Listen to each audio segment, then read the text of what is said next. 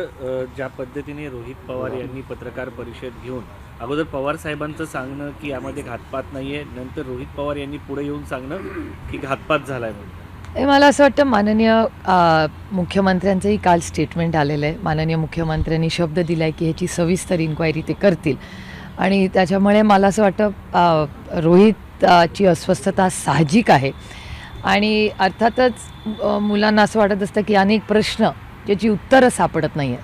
त्याच्यामुळे रोहितनी जे प्रश्न मांडले त्याची अस्वस्थता किंवा त्याला जे वाटतं आहे की का झालं, कसं झालं, हे आपण वाचू शकलो असतो का, असे अनेक प्रश्न त्याच्या मनात आहेत. त्याच्यामुळे त्यांनी त्याची भावना अतिशय पारदर्शकपणे मांडली आणि त्यानंतर माननीय मुख्यमंत्र्यांचं काल स्टेटमेंट आलेलं आहे की याची सविस्तर ते माहिती घेतील आणि पारदर्शकपणे इन्क्वायरी होईल. त्याच्यामुळे आपण त्या इन्क्वायरीची वाट बघूया. प्रश्न म्हणजे खरं तर पवार कुटुंबियांकडनं काही प्रश्न उपस्थित केले जात आहेत, म्हणजे अजितदादांना खूप जवळचे मानत होते किंवा आहेत असं सातत्यानं सांगतात. त्यांचा या सगळ्या संदर्भामध्ये फार असा स्टँड पाहायला मिळत नाही आहे.